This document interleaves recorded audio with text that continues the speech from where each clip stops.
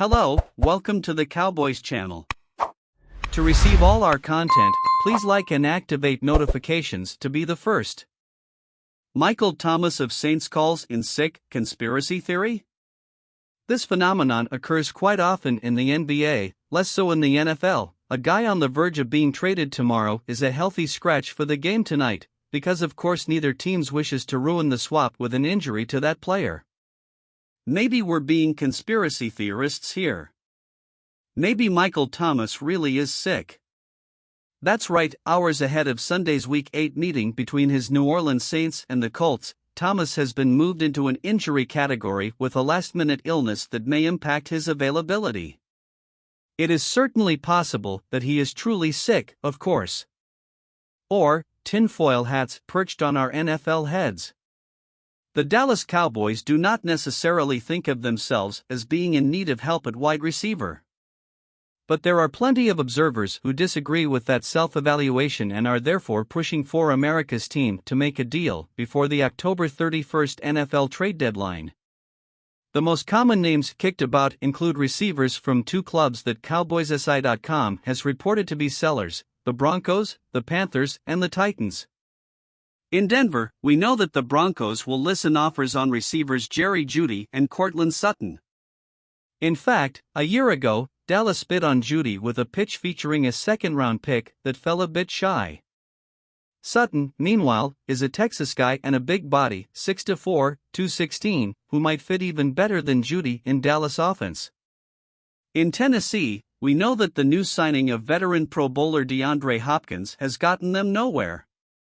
Dallas wasn't very interested in him over the summer. In a fire sale, which the Titans deny is their plan, can that change? And now along comes a new suggestion.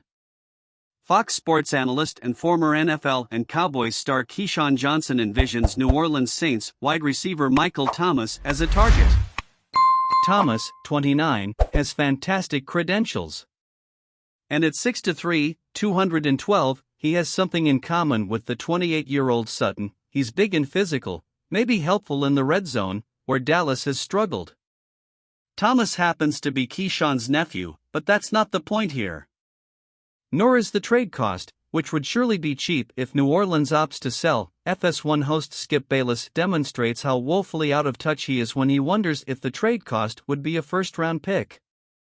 One thing about Sutton that is palatable: he is due the prorated remainder of his $14 million base for this year, about $9 million left now, and is under contract for $27.5 million over the next 2 years. That makes him a $13 million receiver, same as Michael Gallup, who is presently underperforming for the Cowboys.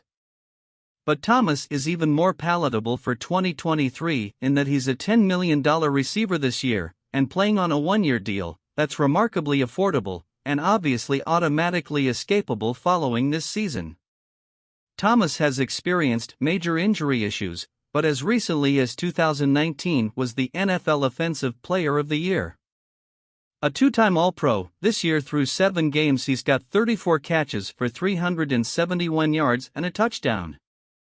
The major obstacle, and maybe Keyshawn knows something here that we don't, is that there is almost no way at this point that New Orleans views itself as a seller. The Saints are just 3-4, but they sit only 1 game behind the Atlanta Falcons for first place in a very winnable NFC South.